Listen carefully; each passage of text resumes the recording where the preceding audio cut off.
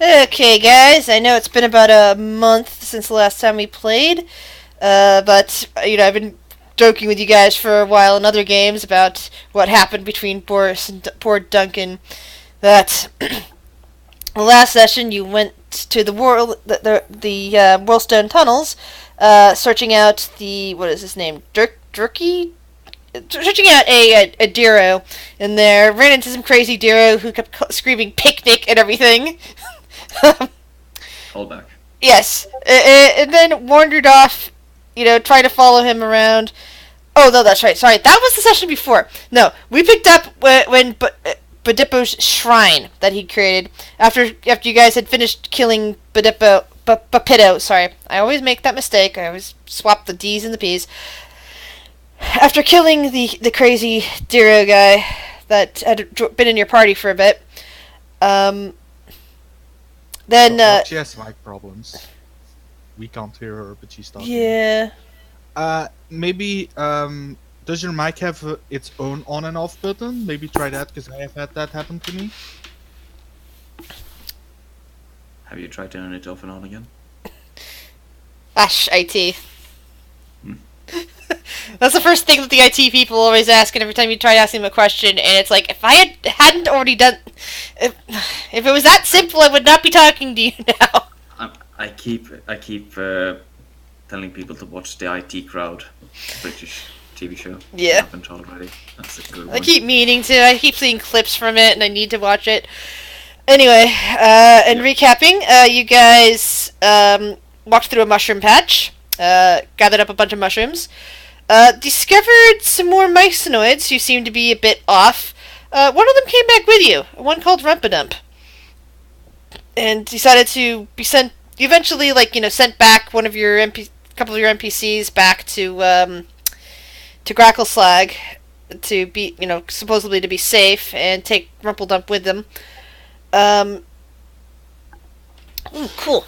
And eventually, you guys found yourself wandering into a spider-infested tunnel, where you discovered a crazy two-headed spider, which nearly drove you guys insane. In fact, two of you did fall under madness. And in said madness, one of the PCs was killed. That was your chance to moan. Anyway. I'll take up the chance to say it was a dwarf on dwarf battle until Duncan moved past us. Yes. And then it was dwarf on human! And then spider on human! And spider ate human. But anyway. So you guys killed the crazy two-headed spider, but had lost your fighter dude, your fighter friend, Duncan. His body slumped to the ground, and his soul somehow attaching on to the weapon he'd been carrying, his favorite piece of flint, which Boris now has in his hand. And you guys just kind of wandered back home, and back to your current home base. And, that's pretty much where you've spent a nice long rest at this point, either, actually sleeping or just wailing in a corner. Eventually, sadness made you fall asleep, Boris. And when you woke up, there was something licking your face. A tiny little homunculus.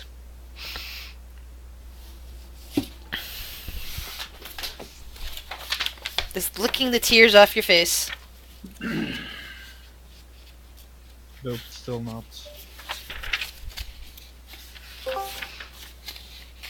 I heard a beep noise, but other than that... She's back. Beep.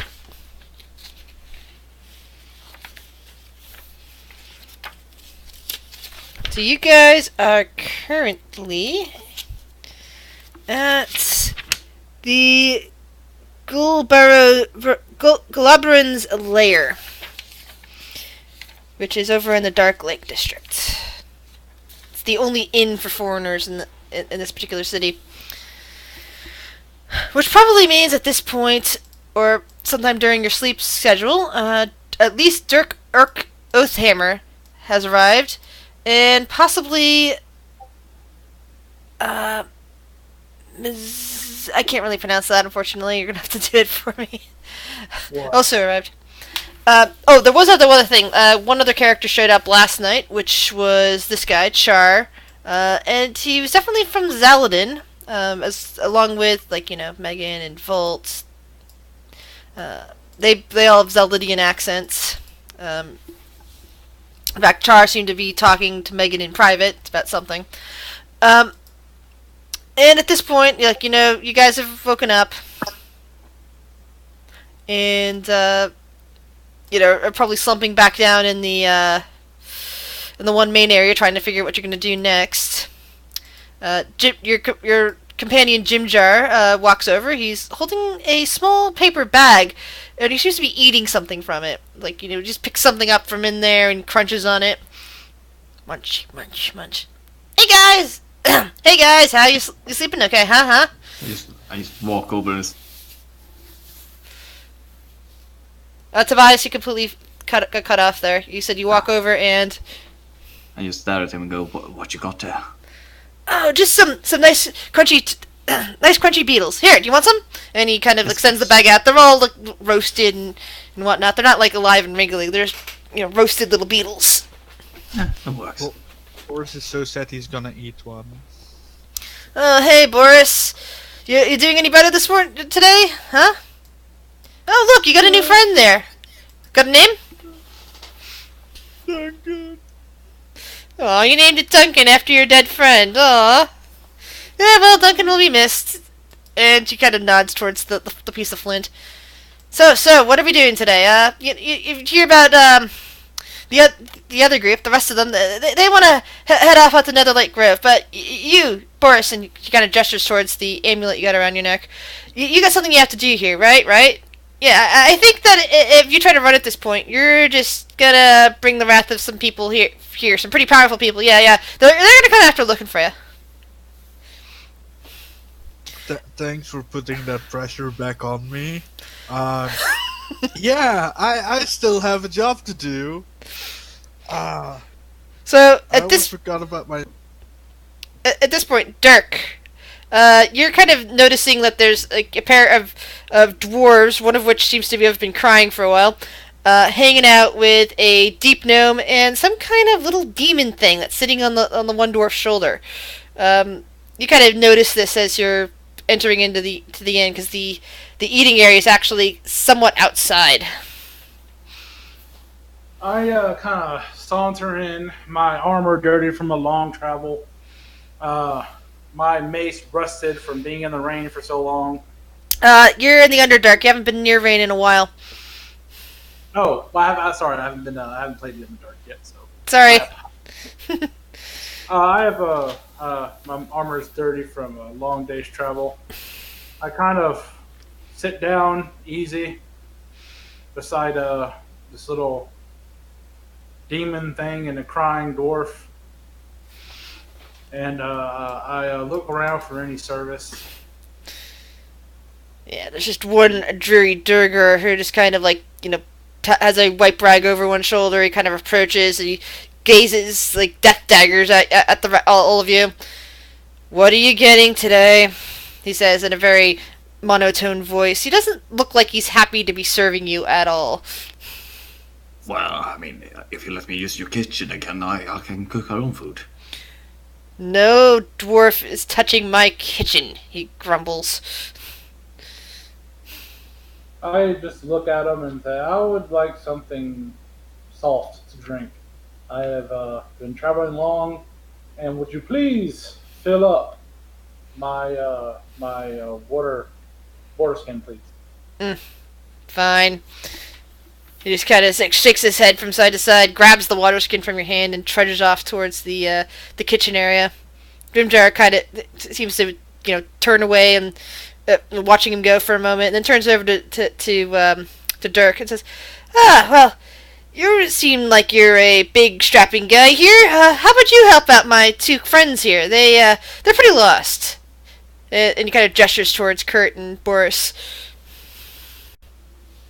We're not lost. "Oh yeah, you're lost." He kind of leans over towards Kurt and says, "Shh, just play along with it." What?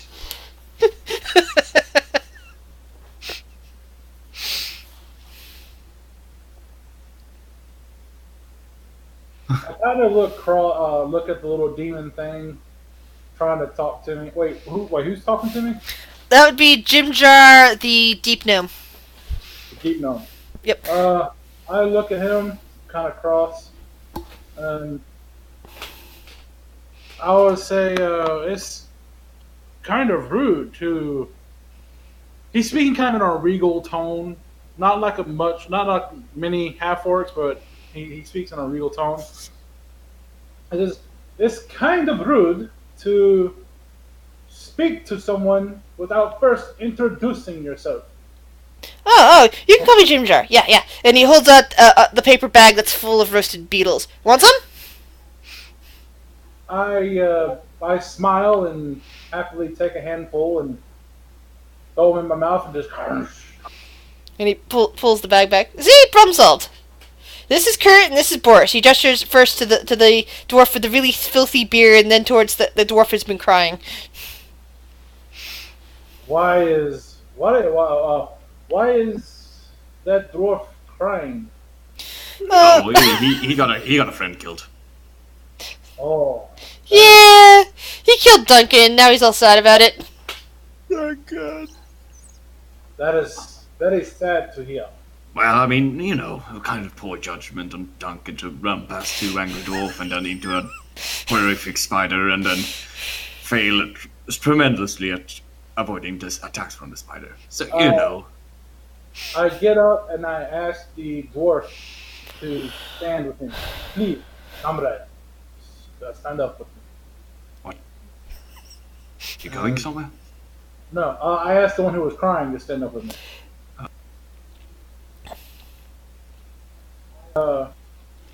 I put both hands on his shoulders. Well, one hand on his shoulder, and I hold up the amulet of Bahamut, and I start to pray. Glorious Bahamut, please take this man's comrade, into your loving kingdom, and let him fly with you for all eternity. Please help this lost soul. As you say, Boris starts crying hard. as you say this, the piece of flint that this dwarf is holding shimmers for a moment, and then you hear a voice scream from it saying, "No, I'm staying here!" I kind of look at the jewel and kind of jump back, like, what the gods? Huh?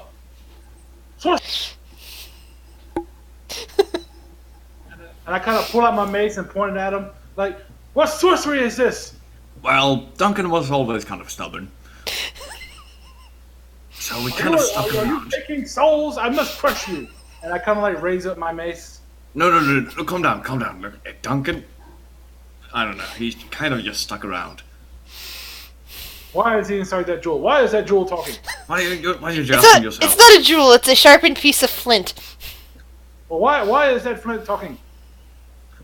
Because he's there. How?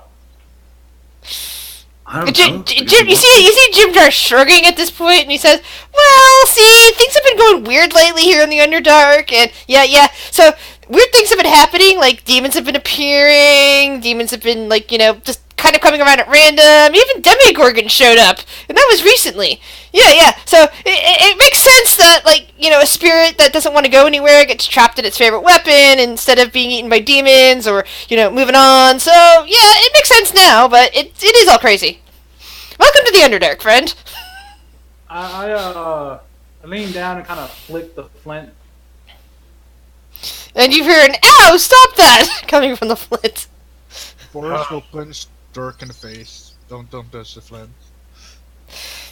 Did you say you punched me in the face? I'll punch you in the face. Roll for an attack. I'm a dwarf and I miss. I miss. Yes, you do miss.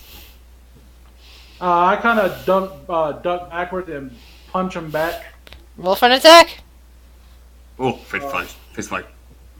But one, What's my? I don't have my shield ready yet, so my AC is low. Okay, I get punched in the face with. Yes, you do.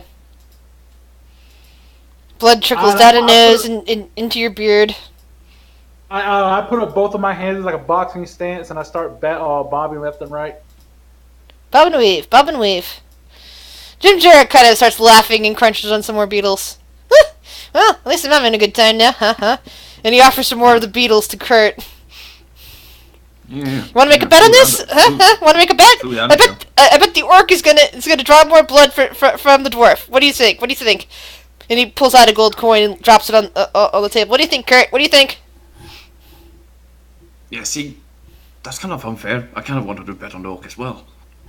Oh, yeah, you're right. And he picks up the gold coins, puts it back in his pouch. His pouch seems to be rather swelled up at this point. Looks like he's got a lot of money in there now.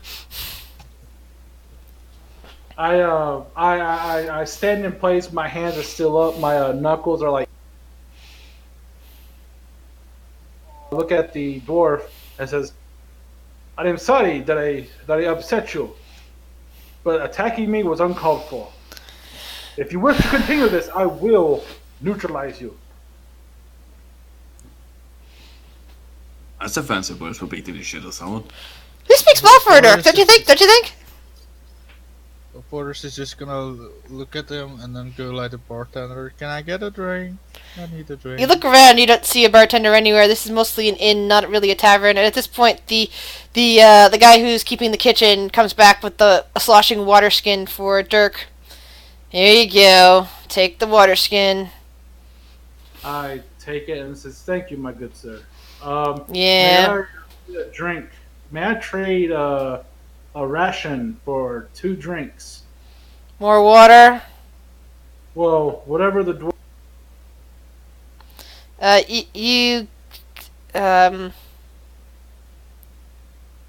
Testing. Crap, I'm completely cut off here. Hold on. We can Ah, hear you. yeah. Okay, now I can hear people. Loyal, can you repeat that, please? I look at the waiter and I say, "I would like to trade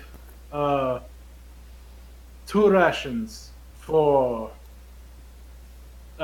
whatever the dwarf wants, my friend here, and a salt ale, please."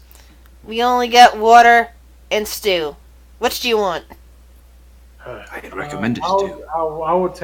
will take 2 waters then. All right. Yeah, just- He snatches the ration from your hand and shuffles off back to the kitchen. I sit back down beside the crying.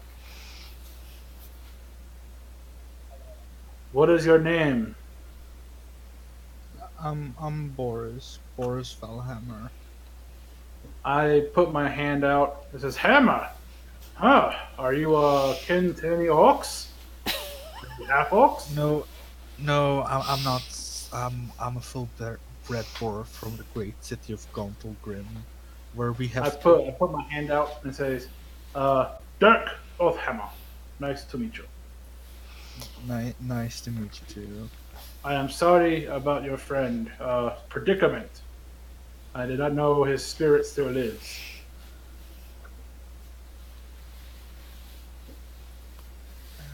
Is there a way to maybe transfer him back? I'm Well, I mean, his body's most likely eaten by smaller spiders now. I'm working on something.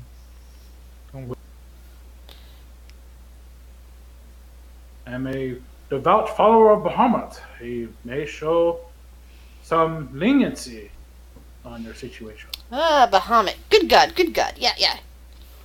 Good old Bahamut. Praise be to Bahamut. Yes, yes, yes. Praise be, yes.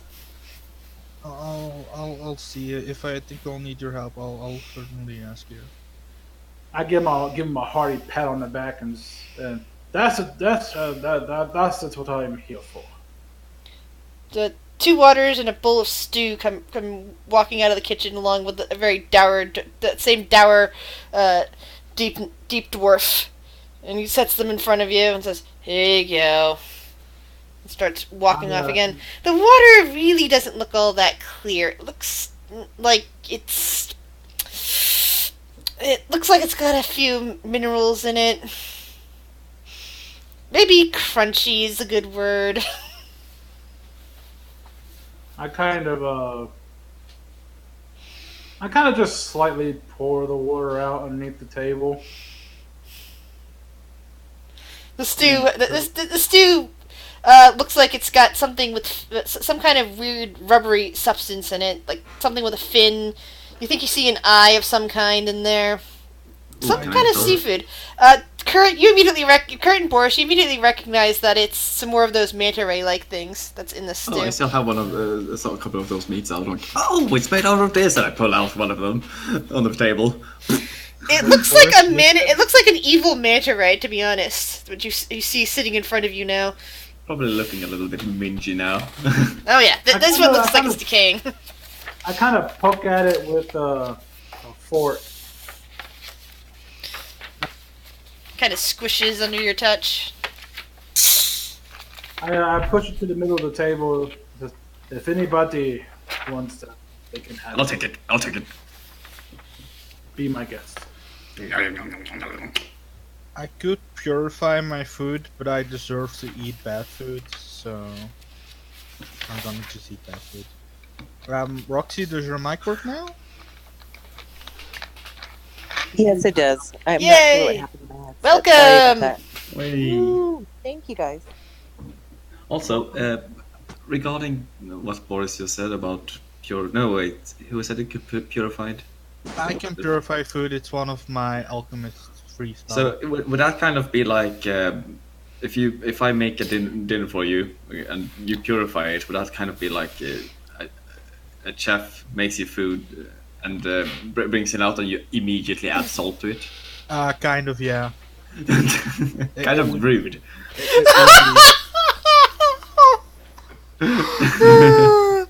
So, Roxy, how did your character end up in the Underdark?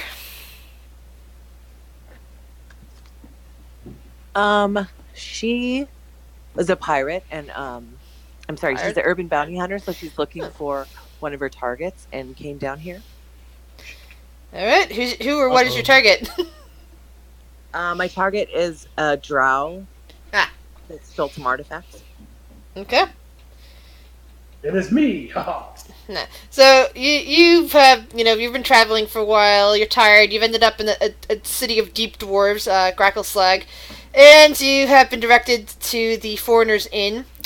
And as you approach it, you basically are seeing a couple of dwarves and a half orc and a deep gnome all kind of sitting together around some stew. On one of the dwarf's shoulders there is a small demony creature, a homunculus.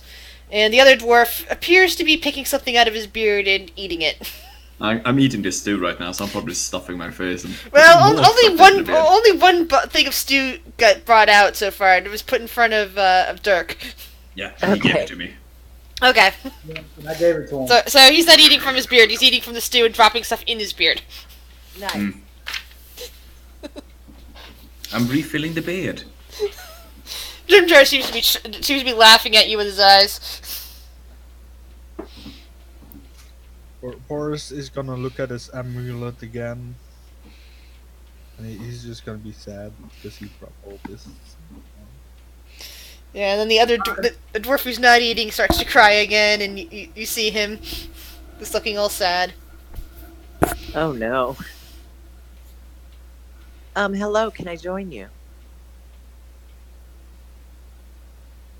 Up at the new voice and says, please, more the better. Thank you. I've been traveling for many days. I pushed a chair opposite for me over to like out from the table for her. Jim Jar just finishes off the bag of fried beetles and crumbles it up, puts it on the table, and says, "Ah, good, more companions. Good. Welcome." Thank you. So, I'm gonna. whoop, go ahead.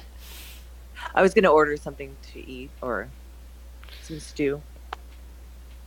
Yeah, the deep dwarf comes back with two more things of stew for the table, and stares at you for a moment and says, "Just take whatever seat you want," and heads back towards the kitchen. Okay, thank you.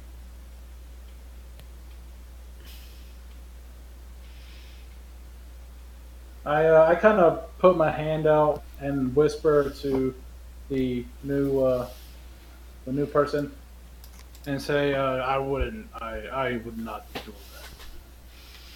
You see Kurt kind of putting this manta ray like thing back in his bag. Looks like it's a little grungy at this point, kind of soft, and it's similarly colored to the stew that's on the table. With a name like that, you can't go wrong. The meat. Mayasara kind of pushes the stew away. Jim Jar kind of looks at her and says, I would have offered you some of the beetles, but unfortunately I'm all out. Sorry. You gonna eat that? Not even done with the first bowl, I ask. I push it over to him.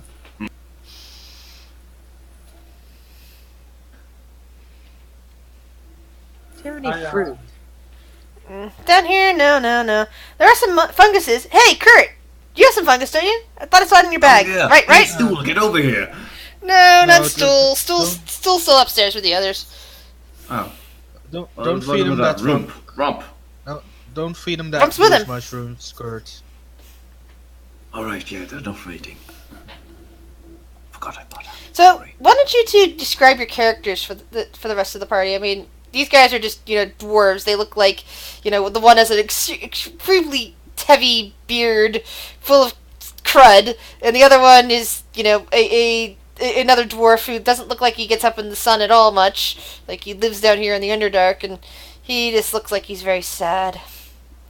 What do the other two guys look like? And, of course, Jim Jar is a deep gnome. He's very dark skin, big head, tall ears, kind of grinning all the time.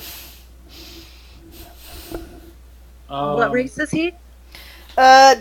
These two are dwarves, and then he is a deep gnome. Okay, deep gnome. Thank you.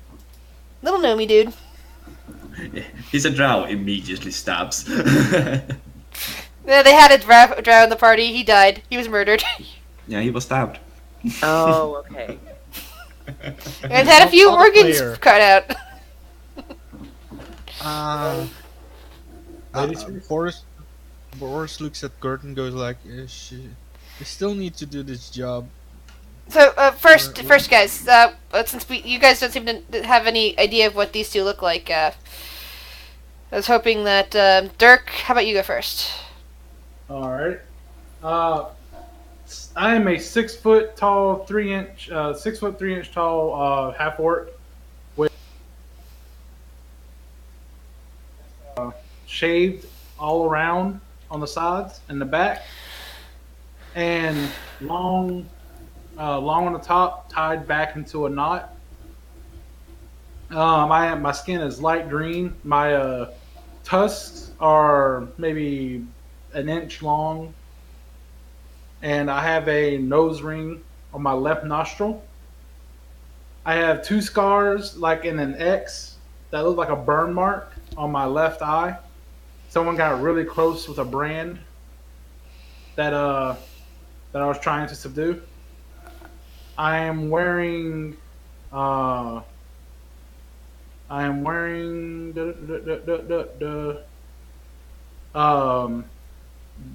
kind of like dusty scale mail with the sign of Bahamut on the back, and a rusty mace. And how about you, Maysara? Mayasara's a 5 foot wood elf, and she's pretty compactly built, but she has a big longbow almost as tall as her, and she's in studded leather armor. She has long brown hair, but it's up in an elaborate braid, and then she also has hazel eyes, and she's smiling a lot, but you can tell it's just out of nervousness, not really out of friendliness. She's a little nervous meeting new people, so. So, Jim Jar asks, ever been to the Underdark before? You look like you're used to the sky. He's kind of looking the wood elf in the eyes.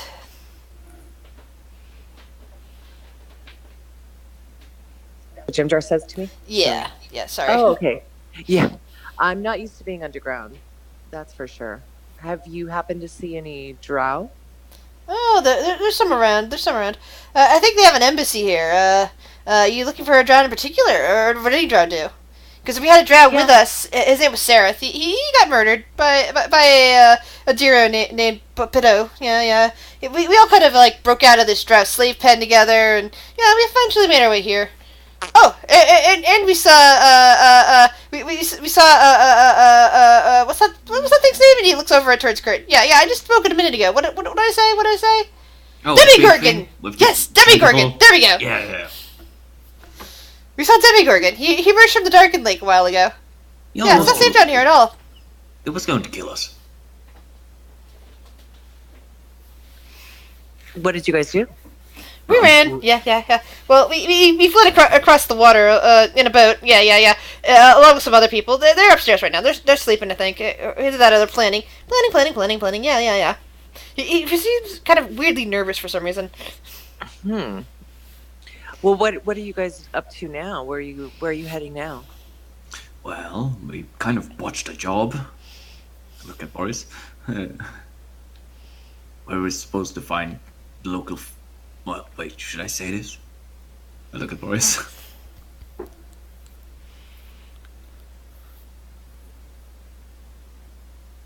Boris?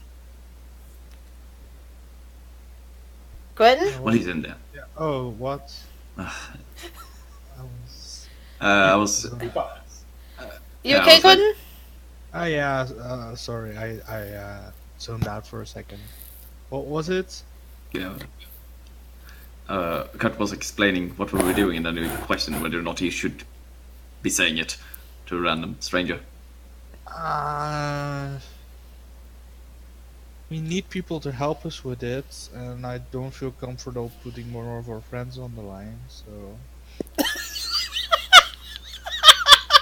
I don't think that's a good selling point, Boris.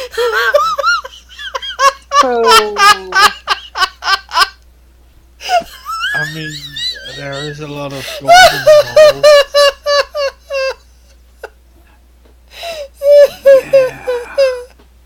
Alright, so the deal is...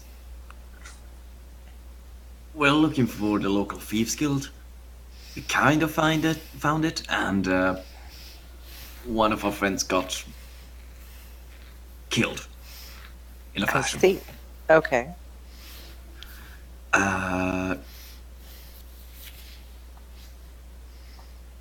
And I guess we're thinking about going back. Okay. Guess the question is, Jim Jar interrupts all of a sudden. Do you have armor and weapons? I mean, you appear to have a nice bow, and he's got a mace, so these two, unfortunately, we all escaped out of prison with nothing but that piece of flint that Boris is now holding. It used to belong to Duncan, but Duncan's now dead, and his soul's in there, and yeah. So, you guys look like you're nice and armed, and maybe even got some armor and all that. I mean, he's got that scale mail and all. Yeah. So, I think that you guys would be perfect to help. What do you say? I look at Jim Jar and you are a talkative one, aren't you? Yeah, that's me. I give him a pat on the head and I say, I like you. Thank you. I like you too, big guy. I'm always willing to use some kind of reward for me. There is. If we succeed, my benefactor will handsomely reward us. So. So you Yes, say? handsomely rewarded. Yes. Well, it sounds like there's a lot of people dying, so I'm kind of going into a hazardous position. Well, I mean, we only attempted once, and only one person died. Well, technically, yeah, but we did. You guys did take. Well, yeah. Nothing else more to say. Yeah. He doesn't count. Oh. Oh my. Yeah. There's been a lot of things going on here. Well, I'm in as long as there's some treasure and I can look for my bounty as well.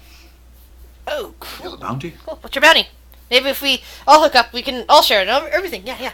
And you have a way up to the surface, right? These guys need to get up to the surface. They're kind of lost. I just need to get back to Blendenstone, but well, he kind of looks over at Kurt. Well, really, Kurt's the one that's lost. Really, all we need to get is to get back to Grackleslag, I guess. Not Grackleslag. No, we're here in Grackleslag. No. Gruntlgum. Yes. Gruntlgum. Jimjar is annoyingly chipper right now for some reason. All right. Well, I will. I think I remember the way back up.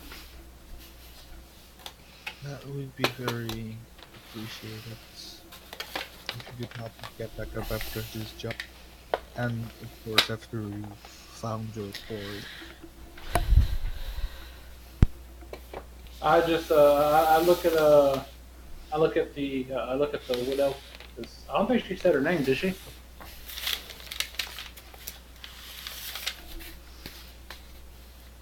Would you mind if I would you mind if I call you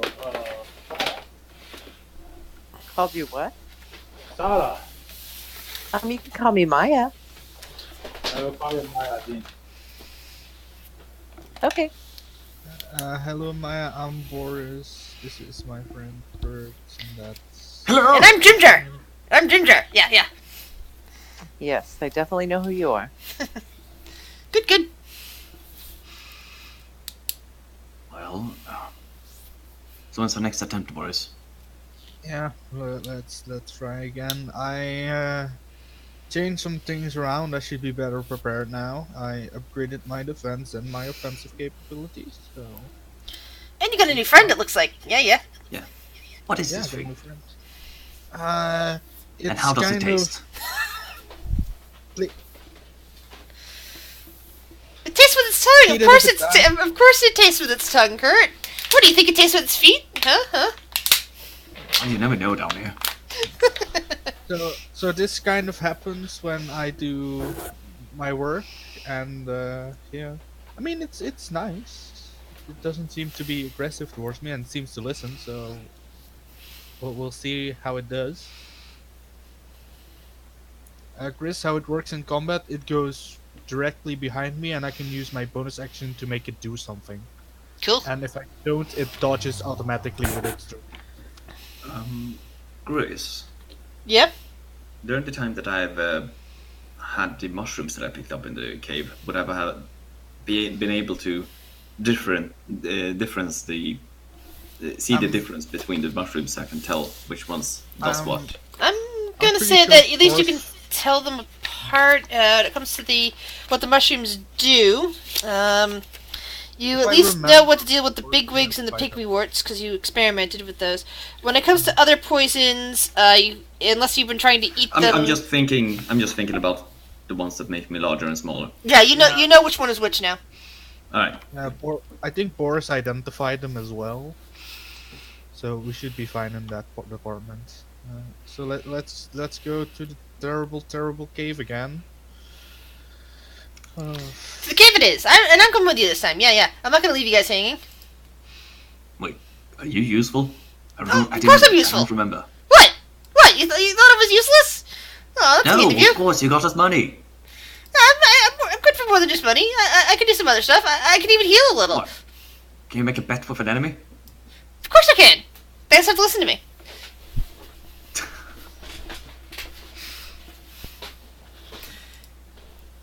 And besides, I'm no longer unarmed. I picked up a little bit of armor and I picked up a weapon while I was busy. Yeah. So I got here and he pulls out a scimitar.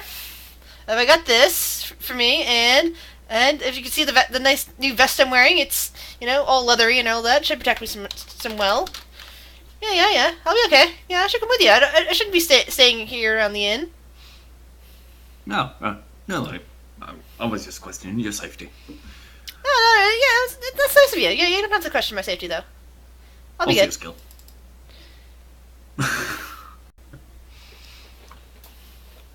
Oh, I look at the table. I look around the table. I say, "Well, should we get going?" I guess. Cheer up, Boris. What's the chance of someone else dying? Wait, before we go, should we like describe what everyone in the party does, like in combat? Because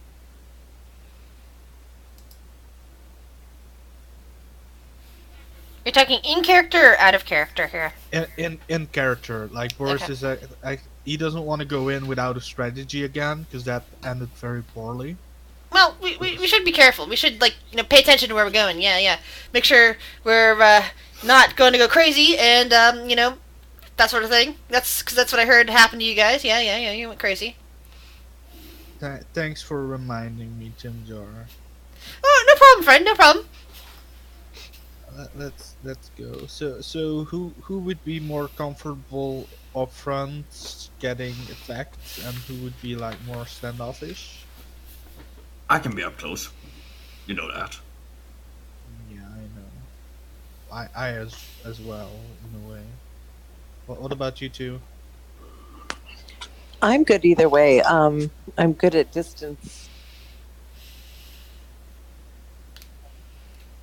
Okay, and what about you, Dirk? I mean, you seem pretty hands-on, but Uh,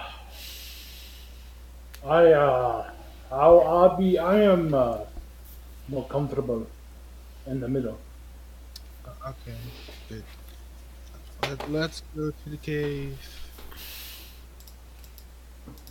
By the way, out of character, I'm not that sad. I'm just playing Boris sad. I'm happy for.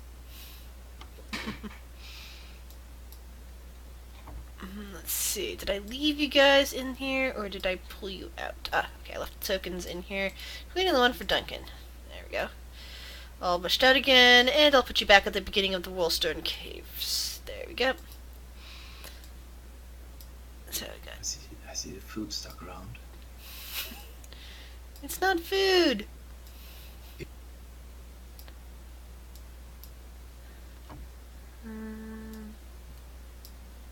Oh, I see Asura. Where? Pointing him out. It's to the right. Yeah, sorry. I think I accidentally pulled that out when I was getting other stuff. Yeah, so here you guys are. You're unmolested as you head back to the Woolstone Caverns. It seems like the Dero that you pass by are like all giving you guys a wide berth at this point. They don't really want you to get any closer.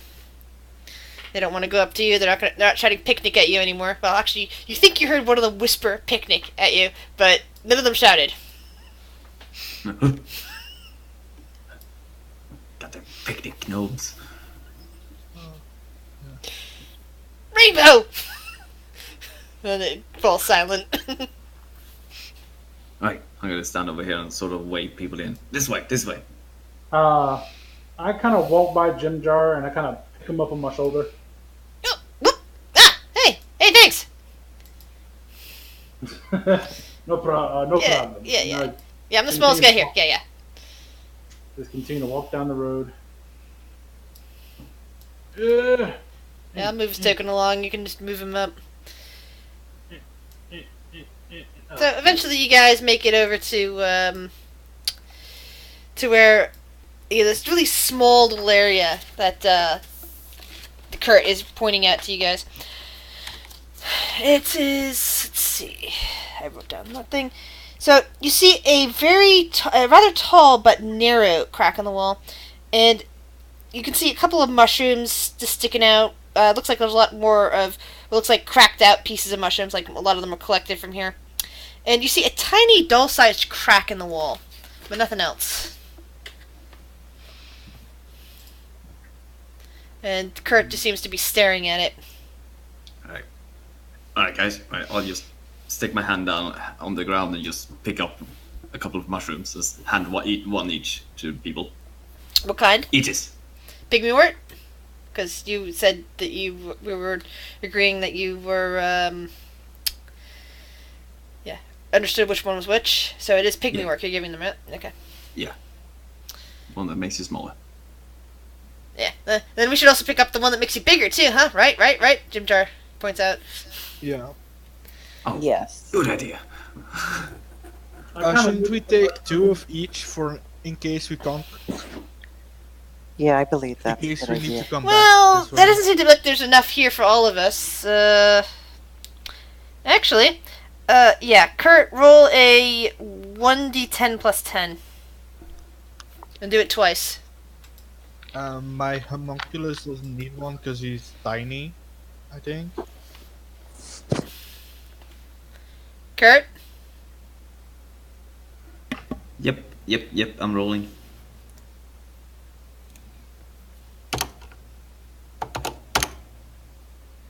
So, yeah, there's... actually, there are enough for all of you, so... To get to take 2. Good. Wait, 1, 2, 3...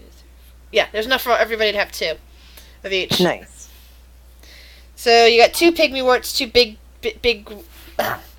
warts, and Kurt spends a moment explaining the differences between the 2. Basically telling you, if you eat the pygmy wort, we're gonna shrink down to doll size, and eat the big wort, go back up. If you try to eat the big wort when you're big, you're gonna crash your head into the ceiling. Okay. When I ate one of these, I was big enough to basically have to crawl in this tunnel. So I don't know about you guys, especially you, Halffolk. You'd probably be stuck. And I hand out the pygmy wort. Alright. I look at the mushroom, and I kind of like look at it strange, like, and I look at the person who handed it to me. This is what is this? It's a mushroom. What kind of mushroom? A pygmy wort. I have no idea what that is. It's kind of a magical mushroom. Amazing. Jim Jar kind of looks at Kurt and says, "You know, you should just show him. Just eat the mushroom, and maybe he'll feel better about it." I stuff one in my mouth and eat. And immediately you see Kurt shrink into doll size. Oops. What's inside the crack? That's what we're gonna find out. And this is the crack right here. Or is this gonna fall? Okay. I just shrug and munch on the mushroom. So do I. Everybody goes shrinking down and follows Kurt down this tiny little passageway. It's about the size of a little doll. Which pops you eventually up to a rather familiar little area. You've passed by here before. Oh, perfect. It's just a shortcut. Yeah, it's a shortcut that avoids the water. Yeah. I eat one of the mushrooms to turn me big again. Same. One will make you smaller. You hear Jim Jar just singing sporadically for some reason. I walk out of the hole and kind of pat myself with the mushroom, like oh no. I do not have many mushroom. Oh, right, sorry. Here, I'll hand him. I Like this dwarf that's now towers above you hands you a large mushroom. Jim Jar, before Dirk eats it, Jim Jar will pick Dirk up and the mushroom in the other hand and says, "Here, just sit on my shoulder for a bit, and he grins. I just sit there and I look at Jim Jar like, please, give me the mushroom. And he's carefully handing you the mushroom, but before putting you back down. No, I just wanted to repay the favor, make sure you weren't being stomped on by anything. Jump out of the side of the mushroom. Zoop! You're back up to normal size. See, there you go. I shake my head really hard. It's like, that was strange. But it tasted right. I have been taught not to eat magic items, but that was my first time. What'd you do? Eat magic items when you were a kid? I kind of got into my father's magical stash of flowers and started sneezing flames one day. Oh, that must have been a sight to see. That would have been funny. That could be used for a good curry. Yes. But I never... Boris, you could help somebody do that, right? About flames. Yeah, these flames. Dirk, you should tell him what you ate. Maybe he'll make you some. I forgot the name. Do I roll a history or to see if I Nature. can remember? Just roll a nature check. To see if I know what it was. Nature. Oop. Nope. Yep, you have no idea what you may have eaten. I just shrug and I look at. I just shrug and say, I do not remember what I ate, but I do remember it was red. Yeah, sounds like a benefit. Alright, let's keep going. I make sure that everyone has eaten their mushroom to grow in size again. Yeah, we're all here. We're all tall again, aren't we? Yeah. May, how'd you come in? You coming, guys? Yes, I am coming.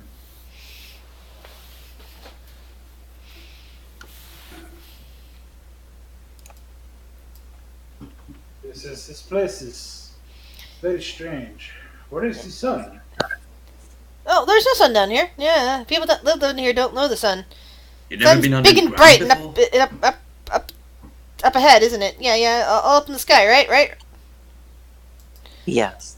And as you guys are chatting, you find yourselves in a four-way intersection you've never been to before. Shaking my head, I say, "No, I've never been underground. I was guided down here by Bahamut, saying that he told me that there was trouble, so I came down here." I bet it was to help us out, right? What do you guys think? I mean, there is always trouble in the Underdark. Yeah, true, but, considering the demons and all that, they usually aren't wandering around down here.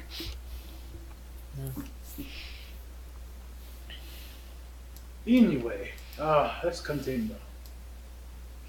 So, where we going? Think we're going left? Left sounds Left good. it is. I was thinking left. Kurt is just not even thinking about it, he's just going. Way to go, Kurt, way to go. This is how we found that alcove with spiders that killed Duncan. Oh, sorry, too soon? And as you guys wander through, you come upon another intersection. Left works. Left it is. And you have to give Grizz a minute to catch up in the book as to where the descriptions of this area is, so that she can do a good job with it. But what if I say no? You continue around there. I'll move your tokens in a minute to the next intersection.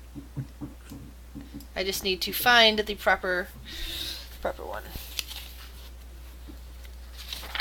What module are we following? Out of the abyss. Oh, so this is an actual module? Yep. Oh yeah. She has the book and everything. Yeah, although I put a lot of my own NPCs in here, and there's a bunch of up above the ground stuff, and of course the setting is on my home is on my my homebrew world. Cool. All right. One more thing I need to do first before anything else. One thing I hate about module books sometimes is all the pages, all of the tables are in different places from the pages. So if you're looking for, what you need to roll for encounters, it's on a completely different page from everything else. From all the descriptions. Yeah. Sticky notes will save your life. Yep, I have those. Oh, and all you guys see as you come along is another one of those flumps. Just suddenly, comes into view. Flump, flump. It actually makes me think a bit of a Pokemon. So they're really cute. I'm gonna take out a sack. Gotta catch 'em up. Yeah, exactly. Right, so I'm gonna take out a sack and just try to follow it. Slowly. It's just kind of floating there. It looks very cute and very innocent. I stopped Kurt, grabbed him by the shoulder. Wait, what? Why are you disturbing nature? Just leave him be. but he might taste good. But just leave the animals alone. He is not.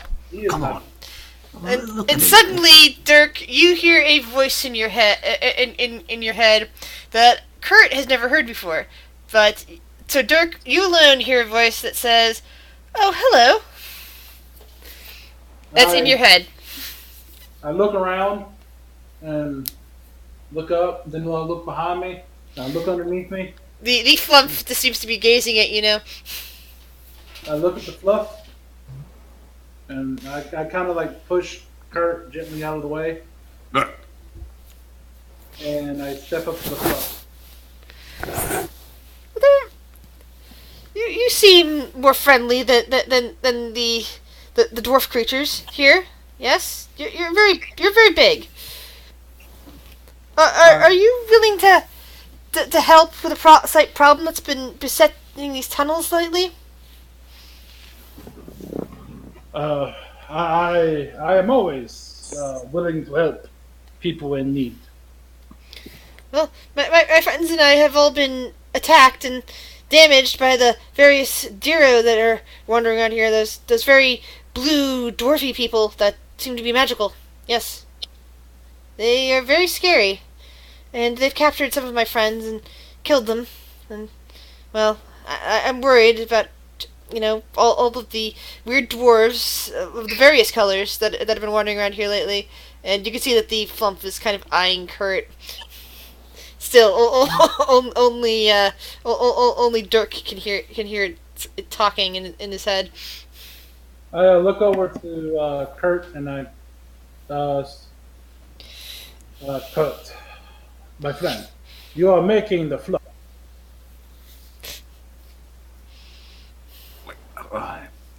Are you telling me it can talk? At the risk of sounding crazy, yes, it can talk. The flump wriggles one of its antennae to wave. Alright. So please, step back. God, there's a lot of people that don't want me to try out new recipes. God damn it. If it was a mindless animal, I would have let you. But it is Sentinel. I cannot let you do it. Ah. I kind of like jerk a thumbs backwards, like get back there. Right. I look back towards the fluff, and it's about their problem. Do you know where they took your friends? Well, I know that the cultists have a barrow, not far down this tunnel. I can lead you there if you like. I don't want to get too close because they're gonna try to take me too, and I don't know if any of my friends are still alive over there. I imagine most of them are dead by now. I haven't heard anything. But they are a scourge in this region. I take my backpack and I open it up, and I kind of move some stuff around. As would you like to hide in here as we do it? No, thank you. That would hurt. I think if I went in there. Kurt is like, my sack isn't good enough. And I nod and put my backpack back on. Please, lead the way to your friends. All right. And I turn back around to the group and I say, this creature, his friends, has been taken to said creature. Retrieve its friends. So it is the right thing to do. It is. Of course. I mean, Muhammad commands it. that's probably the place they wanted us to find. Say again? We're looking for a place for someone. That's the job. Well, maybe this will lead that way. Mm-hmm. Well then, let's go. And I push past. I follow along.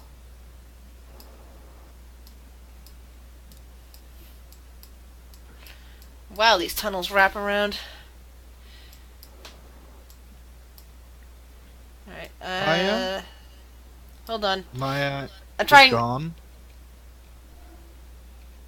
Ah, god damn it. Oh no, did I fall in something? She's Oh, a no. true elf. Phew. Okay, so let's see. Back to... Horse looks behind him and sees that Maya is gone and is gonna stop the people. Hold on, gotcha. I'm just gonna move you guys up ahead. So Sorry everybody's... guys, took a wrong turn. That Oh, happens. okay. Okay. Move you guys ahead. The flump just kind of zips you past a couple little areas that seem to be side pockets here and there. Give me a sec. Just need to... Okay. So, the flump basically takes you to a downward slope, up around, and says, shh, be careful here, until you find yourself at a bit of a water area. The chamber splits into two paths surrounded by a large pool filled with water trickling from stalactites along the ceiling. The western path forms a ramp above the pool's surface, while the eastern path runs level with the water and continues into a tunnel opening. The water turns darker towards the center of the pool, where it transforms from a gentle swirl into a churning vortex. That vortex looks dangerous. Maybe we should head up? Yeah, I would agree, says Jimjar. And the flump just kind of moves past you a bit, and seems to be, doesn't seem to be very happy with the water at all. Are you afraid of the water, my friend? Something bad here. Didn't used to be here. Perhaps something was attracted to this place recently. We must see if what we can do after we get done with our friends. I thought this would be the fastest way to get to where I know they are, but this might be dangerous.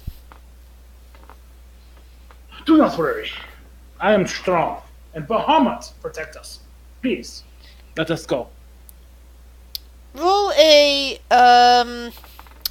perception check. Oh, yeah. No, I mean everybody in the party. Sorry. Oh, Oops. Okay.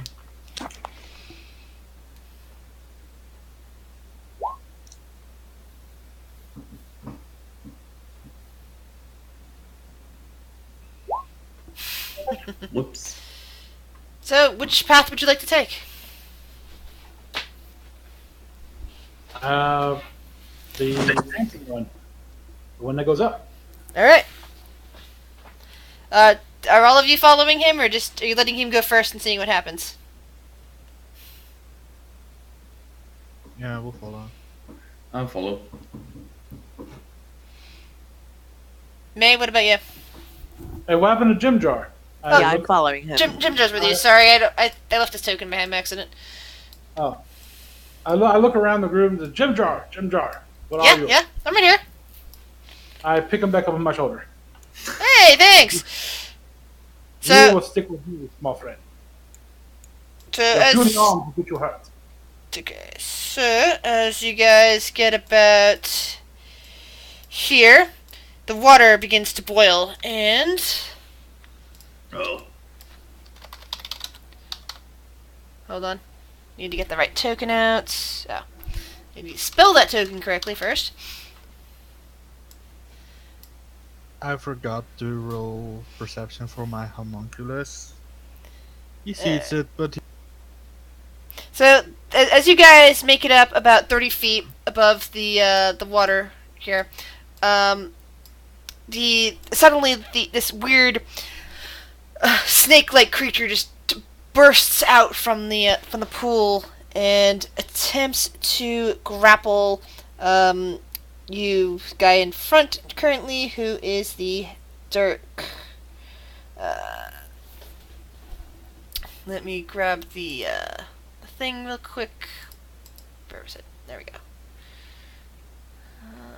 Here Do it is. I see it trying to grapple me? Yeah, it just burst out of the water and it's immediately attempting to grapple you. And it actually fails. I toss Jim Jar off my shoulders out of the way. Oof! And he's down on the ground. Everybody, please roll initiative. woo! Whoops. I'm so fast. Hooray. contributing. We're on point. We're on point. Yeah, Don't the worry. flump you've been following appears to be very worried about this whole thing and is currently cowering in a corner. My homunculus can apparently heal people. We'll be fine. Is it possible that this creature is sentient? Might be, you don't know. You have your turn to figure it out if you wish. Let's see, Cool. make sure Maya, just need your initiative.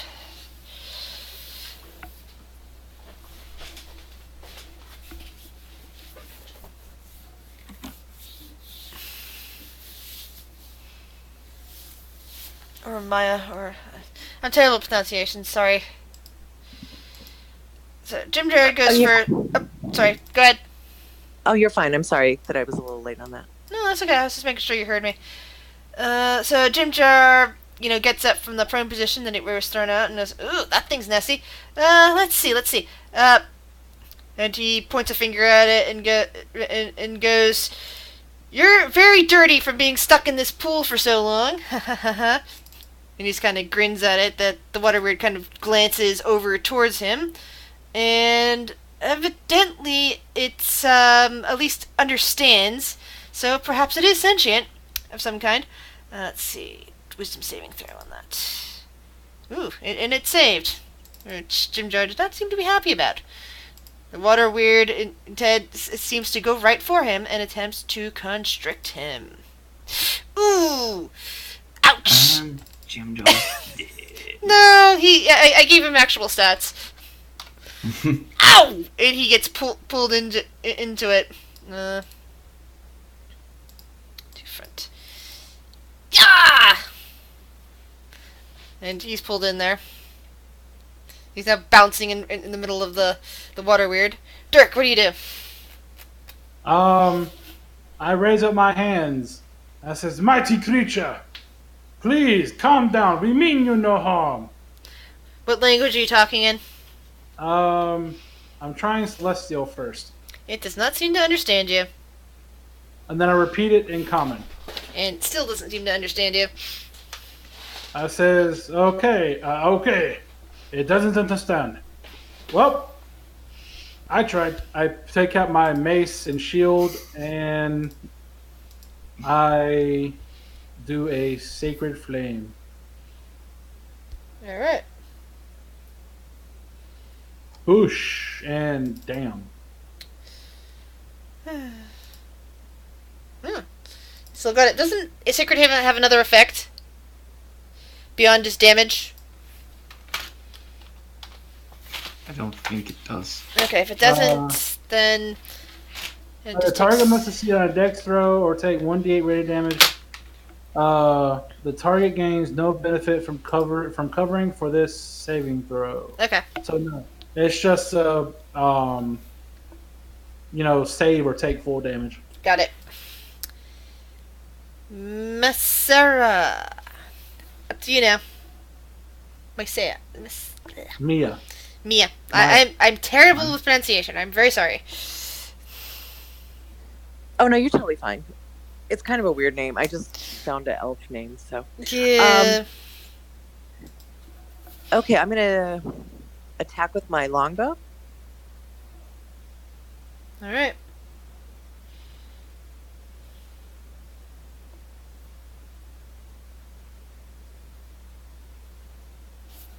The shot goes wide. You see what looks like your arrow heading right to for the water thing, and it just seems to clip right through a side of it, as if it takes, as if it's not really even there. It's just like, water that's actually falling off of it instead of, instead of part of its body. It's as if the water is just from the actual water down there, the fountain, but the pool actually. Kurt, what would you like to do? Can I attack it from down here? Sure.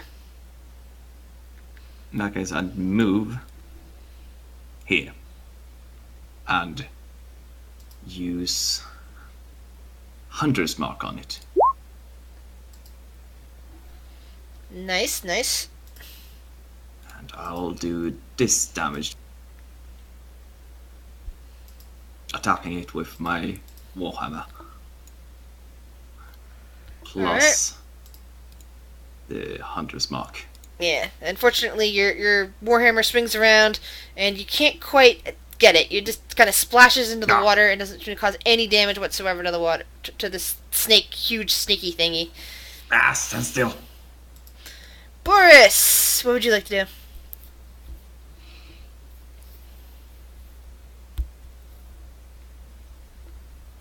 What? Can I stab it from here, or do I need Yes, to you can first- stab it from here. Alright, I'll use my actions to stab it with my spear, All right. which is magical. But Oh. that doesn't matter. That's right. It is magical, isn't it? Yeah, because I used one of my infusions to make it magical. All And right. I'm gonna use my bonus action to command my... What's the one there for? It's a returning weapon, so it gets a +1 to hit and a +1 to damage. All right. So you should put what kind of damage underneath there. I always need to know what kind of damage. It's just the same damage as the weapon. All right. Or you need to write a synopsis into there, because I just see the one, and it's like, okay, what is that? Yeah, I'll add it, and Thanks. I'll use my bonus action to command my homunculus to go help Jimjar, which he'll do. So he'll fly over, and he'll use... Yeah, you see this little flying, this little like toad-like flying thing with little claws and little hands, apparently attempting to cast a heal spell. Is that what you said? He's gonna like scratch himself, and then he's gonna throw some goo onto Jimjar, and Oh, that's even he's- funnier. and he's gonna do resilient, so he gets 2d6 plus my intelligence modifier in extra hit. Roll it.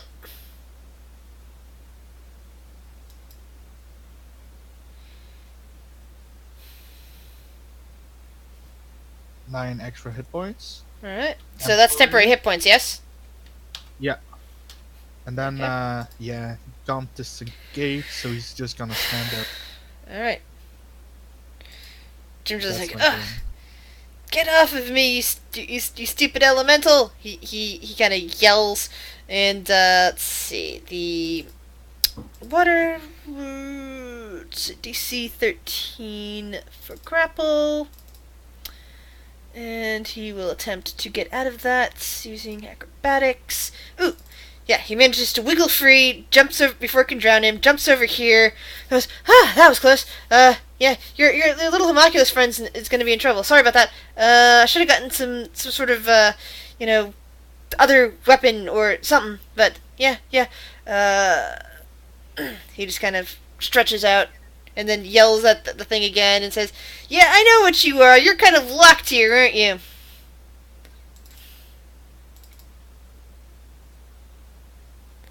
And that was a wisdom saving throw.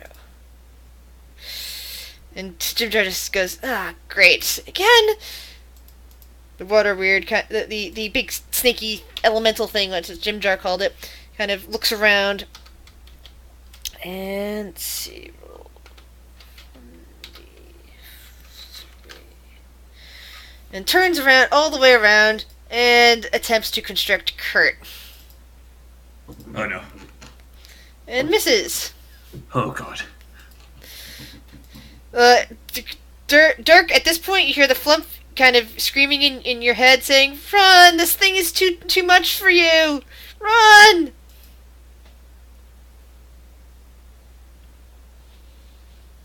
I turn to the group, and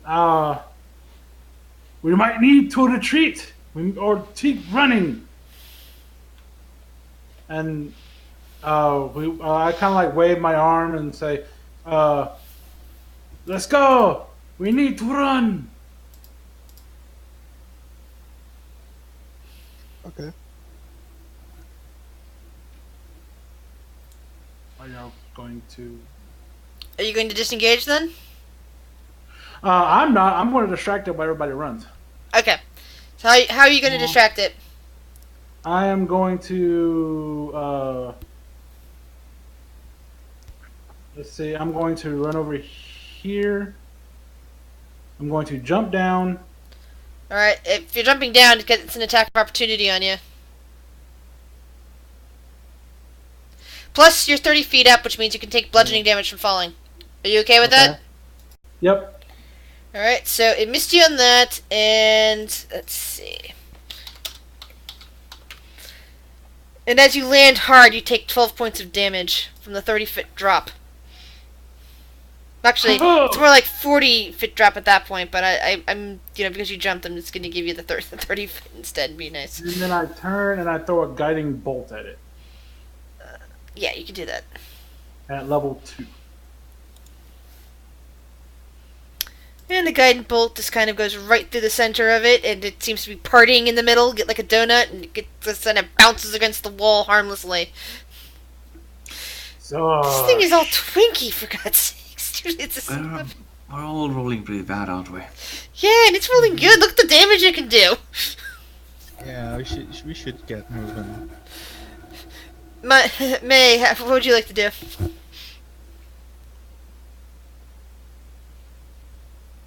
Scatter. Split the party. I'm gonna run with him. Which way do you run? Because right now you're not threatening its square. If you try running past it, it gets an attack of opportunity on you. If you want to run at this point, the only actionable way to go without getting hit is down this way. Okay. Are you guys running past him? I'm fine with running whatever direction you guys want to run. I'm just want to make sure Dirk doesn't die. So I'm fine with going this way. Okay.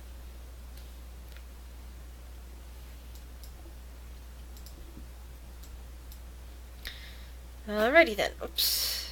There we go. Okay. You get down there. Kurt, what would you like to do?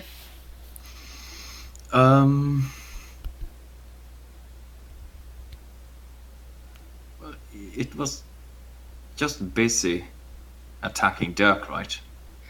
Yeah. So it's It has used its reaction, so we can run away without a problem. Yeah. Oh yeah, I forgot about that. I'm sorry about that, man. wait, what? well, it's used as a reaction, so we're free to That's move. right. Then anyone else can move out of its threatened space at this point because it can only react once. Oh well, we go this way. I'll go here, and I'll shoot at it. I'm just gonna check. Weapon attack. Yeah, okay, so I can do closest damage. A hand crossbow. Alright. And What's Colossal Slayer? if the enemy I'm shooting at has taken damage, or is beneath its hit point maximum, I get to do Colossus Slayer damage. Oh! It took 1 point of damage, which means that you get Colossal Slayer damage on Exactly. that. Holy crap! But when did we do 1 point of damage? When no wait. Dirk cast a spell. No. Jim Jar. Jar. That's right. Jim. That spell failed too on it. Sacred Flame. Sacred Flame. It was the same. No, there was. Yeah, There was a 1 damage Sacred Flame. Yeah, it was 1 damage Yeah. Sacred Flame. So I get to do extra Alright. damage. So that's So even as your Colossal Slayer hand crossbow bolt goes through it, you get this feeling that it's not doing as much damage as you would hope. Get The bolt kind of strikes right through the water and plinks down in there, and it seems slightly hurt. I mean, some water gushes out of it, but it doesn't seem that hurt. Move, people, move! I scream. Boris, what would you like to do? Boris is gonna take a step out of its range, and he's gonna take another step, and he's gonna throw his spear at it. Just chuck the magical spear. Ah, this time the spear actually hits. Down into it. It kind of writhes. It still does less damage than what Kurt's weapon did, but it seemed to do as much damage as you expect, at least in this moment. Yeah, and then the spear appears back into my hand. Nice. Jimjar grins at you and Say, says, "That's a fancy am I- trick there, pal." my homunculus is gonna walk away and he's gonna do acid spittle. On Hey. it. Oh, sorry, I didn't realize that you also had that. Let me double check something real quick. Alright, yeah. It seems to make a roaring noise as acid commingles into the water before dispersing. That seemed to annoy it. Jimjar kind of like looks down and says, "Ah, that was a great trick, friend. Reminds me of a blink belt." I got a question.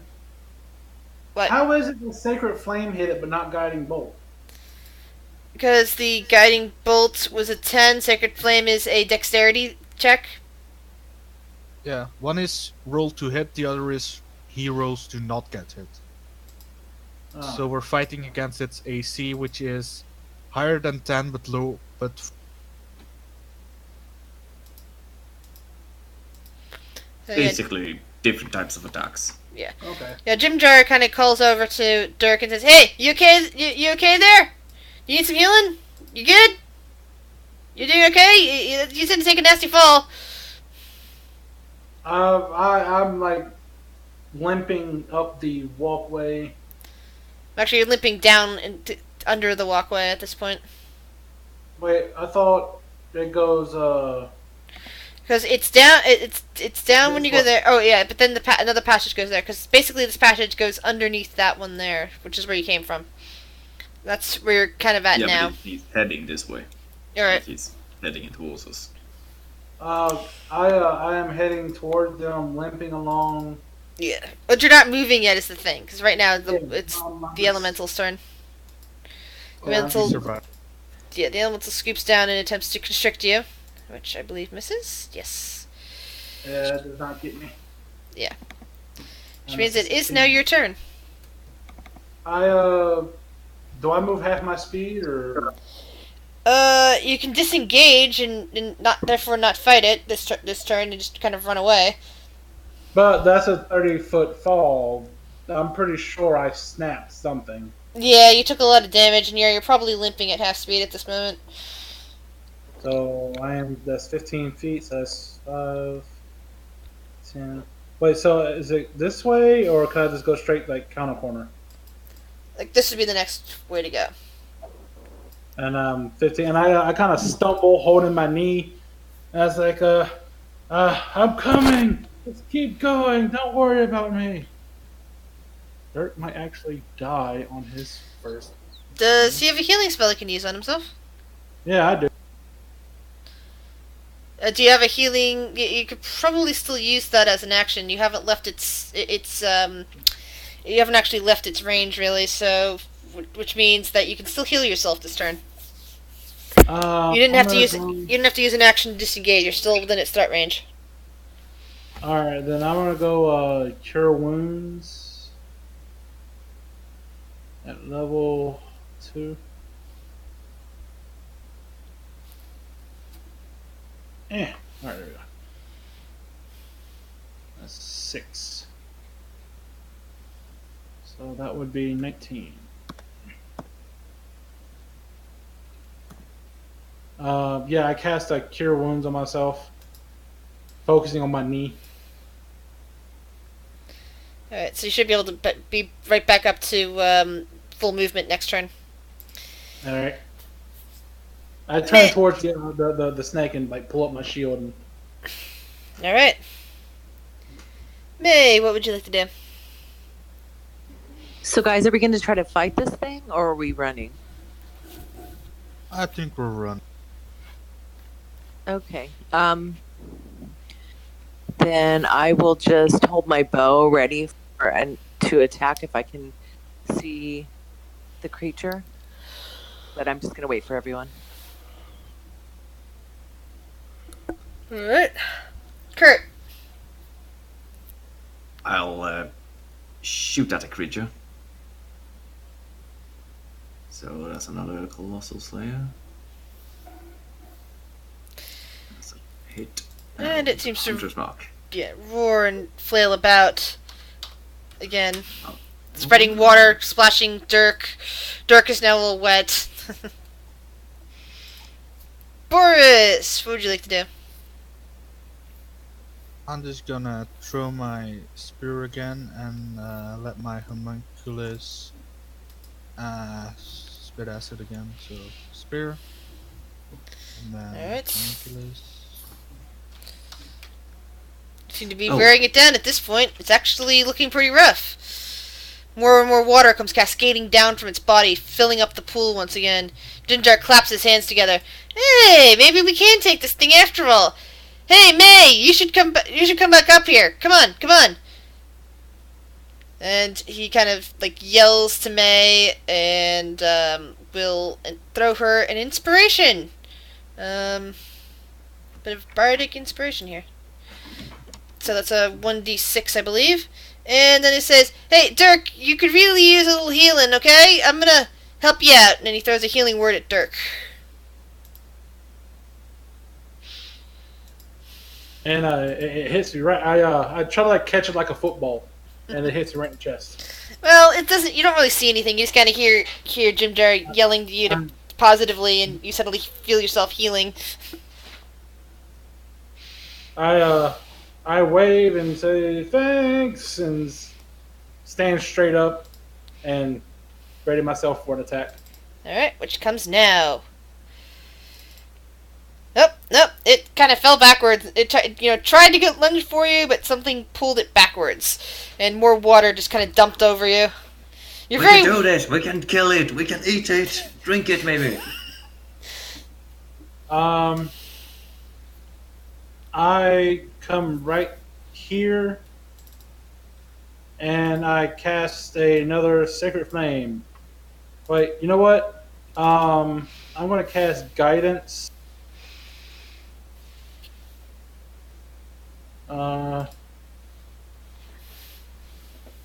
Oh, no, never mind. That has to be a touch spell, and no.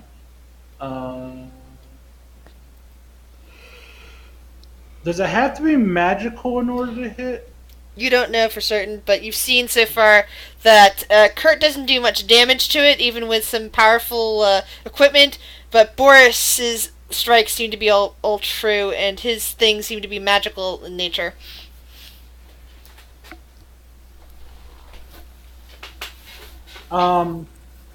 I put my mace and my shield away, and I start chanting as a basically a long a spiritual mace or appears in my hand. Nice. Spiritual weapon. You can feel the spectral energy form into your hand, and everyone else can see a soft glow coming from you as you hold the radiant mace. And then I throw it at them because it can, I guess it can float. That it can. Yes. And I throw it at them for yeah, at level 2. Strikes into the thing. You see, as the mace burrows through it, a lot of water come gushing out the other side. And and then it comes back around and it like zips right up to my shoulder. But then dissipates because I don't have the magic to support it. Don't you? Doesn't it? And May, it's your turn now. I think it It does. does, and you don't actually have to wield it. Oh, wait a minute. Oh, that's a bonus action. So, yeah. It just like zips right behind me. And then I cast Oh, you can have another Shield spell. of Fate. Okay, I cast a Shield of Fate on Jim Jar. nice. And that gives him a +2 AC for the duration. Nice. So, do I have any magical weapons or no? I would guess not if you took the starting. Well, actually, no. You're level 4 when you come down here. And you said your bow is like your favorite thing. So actually, I wouldn't be surprised if your bow is a +1 if you wish to make it a +1, which would qualify for it as a magical weapon. Okay.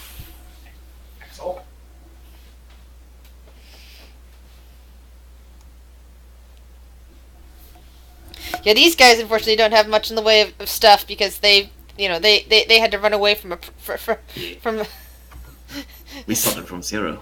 Yeah, they started with no equipment, except for Duncan, who managed to squirrel away a piece of flint, and now his soul is trapped in it, so... Anyway, Okay. what would you like to do? Oh, his soul is trapped in flint? Well, not... Basically, he died. The flint was his favorite weapon. He was standing in a breach between the abyss and the underdark, so he kind of sealed himself into the piece of flint for safekeeping, instead of being sucked into the abyss as a spirit. So, he's kind of safe in there. I know. I have spiritual weapon as a spell in my spell book. All right. Yes. Okay, Cool. I'm gonna attack him with my longbow then. Yeah, in fact, I think you could even reach him from there. Wait, at that point, you would be at disadvantage. I'll have to roll a second time to see. Alright, Oh, okay. Let me then- move first. another 1d20 plus 8, if you're going to stay there, or you can move your token, and you can see where that goes. Yeah. I'll stay there. I'll move up there. You probably have to move about here in order to see it. Aw, kitty. Yeah, he's lumpy. Aw, I'm not. there you go. Yeah, you can hit it from there. You wouldn't be able to hit it from here because this rock wall would be in the way. But Oh, okay. Okay. yeah, you would have been at disadvantage at the distance because the orc would have been in the way. At the closer distance, you can maneuver around the orc better. Bloody orcs. Well, hold on. Since Oh, half since orc. I'm planted, Can I keep my roll? Yes, you may. So Okay. your arrow just comes streaking out and immediately burrows into this thing, causing substantial amount of damage. However, it is still up and functional. but hold on. Since I'm on a slanted piece of strip of land, I mean, does it really? Like, am I really in front of her? Since Sadly, yes. See, you are so much taller than her. okay. You're taller than everybody, but the elf is nearly the size of the dwarves here. Yeah, what was she? Like 5 feet? No, 5'4"? I heard 5 feet, but I'm not sure. Jim Jar is small compared to all of you. Kurt. Same deal again. And it's a hit, so... Oh yeah, and immediately, as your arrow gets true right into the center of this thing, the entire thing just bursts apart in a final jet of water, splashing Boris even, somewhat landing on Dirk again, and darkening the entire region. Congratulations, guys. Well, hold on. I did it! I kind of put my shield up to block the water. It bounces off your shield. I rushed down. Can I reach the water from here, or do I have to move further? There's a little basically a yeah, it's this really brackish water down there. It seems to still be, you can't really tell where the water ends and whatever creature that was begins, because they're kind of inseparable. But the water doesn't seem to be animate at all anymore, other than the swell, currents that are in there from being in the Underdark. I tried to get, like, my water skin out and fill it.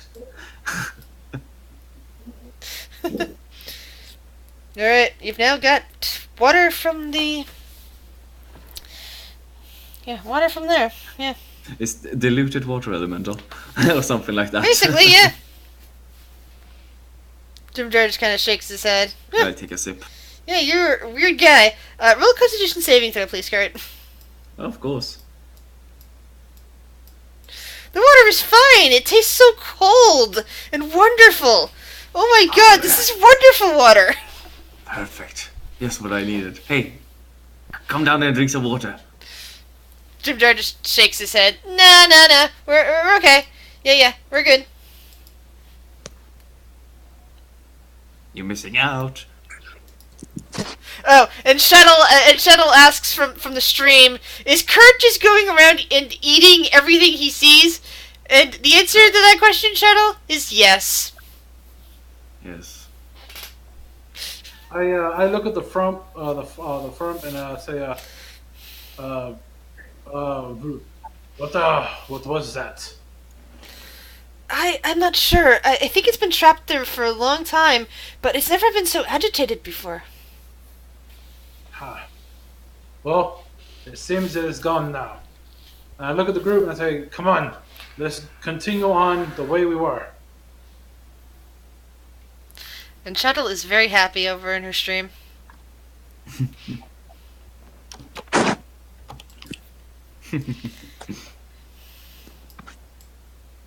What are they saying, huh? She's she's just, commenting on Kurt's eating habits. Let's see. Which Everything. direction? So yeah, so at this point, the flump is moving you off towards this direction over here. I must say, I really don't like the maps too much, and I'm sometimes grumbling about the maps in Mad Mage. The maps in Out of the Abyss are so much worse. But yeah, and this is just what I found from what I managed to find on Pinterest.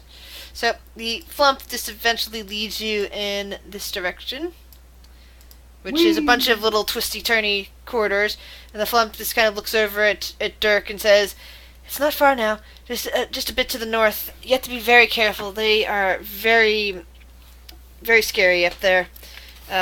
There's some nasty things, I'm sure. I can detect it from here, but there's a lot of Diro." What are in these little pathways? Anything we could get?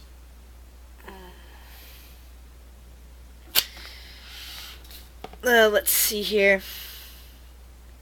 I'm trying to see if there's anything listed. This is the thing I hate about this map, because it doesn't list anything for little cool little passages. And it's just like, okay, so you spend 5 minutes looking for it and then going, nope. It's like, not much. I think that they are maybe sleeping containers for whatever Diro are here ahead that don't want us to go back to their own homes. Be careful. I turn to the group and I address the group. Says, do not worry going down these pathways. There is nothing of importance in there. Let's continue forward. And I point down the hallway. Alright. I'm gonna check out the passage. No. I grab her by the shoulder and I just kind of push you towards the hallway. Like, go. Okay. Then. Alright, so I'm going to describe to you an area, and I have to bring you to a different part of the map, because that's another problem they have with these stupid maps, is that they're actually in two different areas in the same map thing, so it's not fun. Anyway, you guys are now down here. Now, technically all the way up there, but this is the more detailed version of it, down here. And here is what you see as you enter. After a steady upward climb, the tunnel opens into a huge, well-lit chamber. The glow of phosphorus and bioluminescent fungi, complete with shafts of white light that fall upon naturally formed shelves along the walls, as well as a rocky mesa at the center of the cavern. Crudely formed ramps connect the different levels of the mesa up to the height of its two topmost tiers, which are linked by a sturdy bridge. Atop one of those tiers sits a large red egg. Atop the other stands a 50-foot tall obelisk made of smooth black metal with a few noticeable imperfections, as though small parts of it were somehow chipped away. A female Diro stands close to the obelisk, gently patting and stroking its surface. The obelisk flashes once, the glow of Fraviz's, I cannot pronounce that, I'm sorry, around the cavern, flaring as in response. The Diro squeals with glee as she snatches an object up from the ground, then writes something down in a small notebook. I look at the front and I ask, what is this place? The flump just kind of moves backwards and kind of whispers. It says, "This is the obelisk. This is their cult. They're very dangerous. Monsters." What is that egg? Do not be afraid. We can handle it. I have no idea what it is. I'm sorry. If you are afraid, please get out of here. We do not need you getting hurt. Alright. And the font just kind of, like, skills backwards. Oops. Sorry, I'm having difficulty accessing the compendium right now. I do wonder what it is like. What? I can dream. Oh man, the compendium is broken and I don't have the right thing out. Damn it. Gosh darn you, compendium. What? Gosh darn you, compendium. Spent good money on it so I don't have to build tokens every 5 seconds. I used to do that all the time for 3.5. That's why I no longer play 3.5. I'll be right back a second. I'm going to reload it and see if that helps.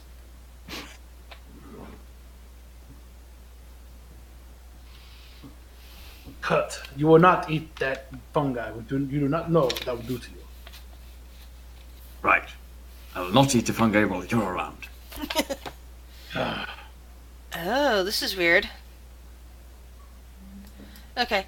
I'm still streaming and I'm still talking to you guys. However, for some reason my Internet Explorer thing seems to be down. This is weird.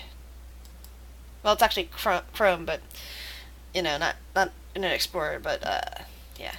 It says bad gateway. Are you guys still logged into to Oh, yeah. No, it's just Roll20. Yeah, Roll20 seems to be down. What? It's not letting me get back in. Are you guys... I just refreshed. It let me in. Trying? Let's see if it'll work on Firefox. Maybe if I... Maybe it's just a problem with Chrome at the moment. Nah, I'm on Chrome. Okay, so it's not that. Oh, Firefox is trying to update. No wonder why I stopped using Firefox. Technical difficulties. Oh, so it isn't just me. That sucks. Right in the middle of the game. Shuttle from the chat says to flush cookies. Yeah, I can see. I can see that. Flush cookies. Yep. No, don't flush the cookies. Give them to me. No! Cookie. Not the cookies. Hurry, flush the cookies. How do I do that? I've never done that. I'm fine though. Yay! It worked. Meh, whatever. Girl Scouts everywhere. No. Nope, it didn't work when I tried to log back into there. Interesting. Hold on. Changing screen. Oops. Nope, it's still showing up on there. I was trying to stop it from showing up. Let's see here. Oh! Alright, turn the screen off. Sorry, Twitch. The screen will be back on a second as soon as I get this technical difficulty sorted out. I just didn't want to show any of my little secret things on my thing. That would be bad. We'll be back after these short messages. Dun, dun, dun, dun, dun, dun, dun, dun, dun, dun, dun, dun, dun, dun, dun, dun, dun, dun, dun. Sorry. Do you have bald hair? Do you wish you can go to the beach and not be embarrassed? Try a wig.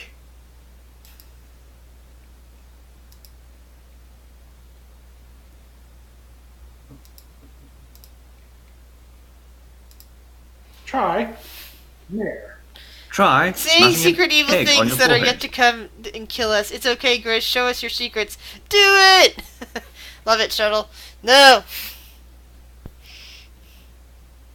You shall not see the secrets of the DM.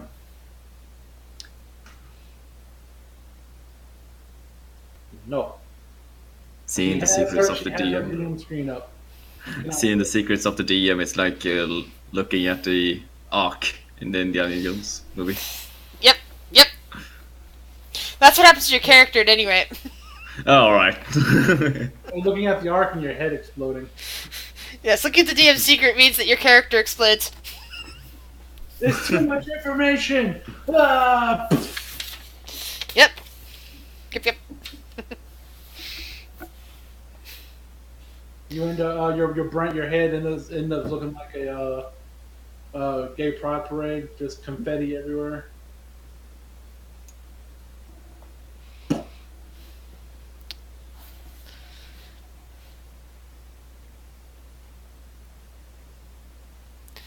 Ah, now this is taking its time to clear data. Na, na, na, na, na, na, na, na. And just as things were getting interesting.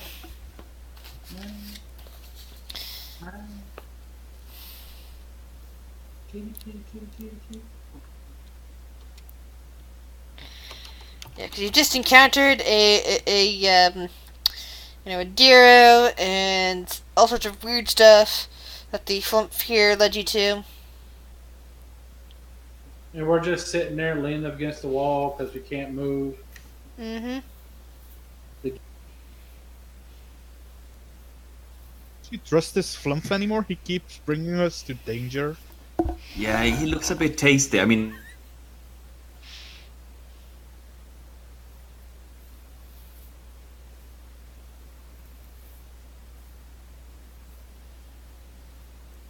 tasty. Innocent. I kind of pull out my mace and shake it at him. You will not touch an innocent while I am here. All right, I'll do it later. I will crush you.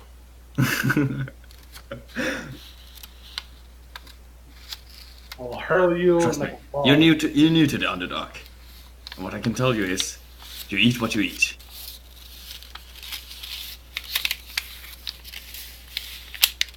Starving. I am much bigger than you. Trust me, I've eaten bigger things than you.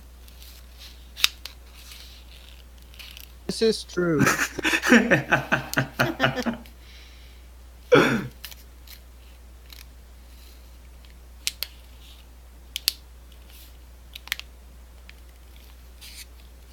I have pieces in my beard that are bigger than you. You have pieces in your beard that are 6 foot. Well, you never know. I'll say and scratch my beard. And just a giant slab of ham just falls out. Yeah, it's just fucking an arm sticks out like a giant. Like, I'm just gonna tuck that back in. Maybe I should make- You scratch your beard and a full human just pops out, gasping for air. I have a beard of holding. Next Yep, level, basically. I'm gonna make your beard a real beard of holding. Are you gonna make him like Goose? Cause that'd be kind of awesome. You gotta just stun. If you don't Wow, recognize the done reference, I something. don't want to enlighten you right now. Too funny. Great. It didn't seem to work. Let me close down and reopen it again.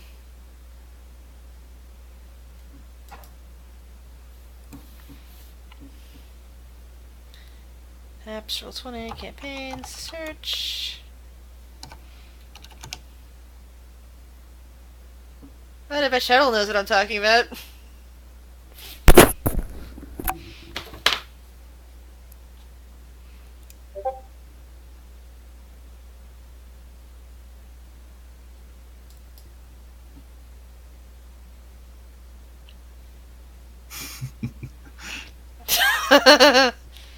Ugh. I'm still not able to log into Roll20. I think Roll20 is actually down. Well, that's strange. I can Yep. access all the stuff in it. I'll try to get into my own game. Maybe you need to restart your computer. God Have you damn tried it. turning it off and on again?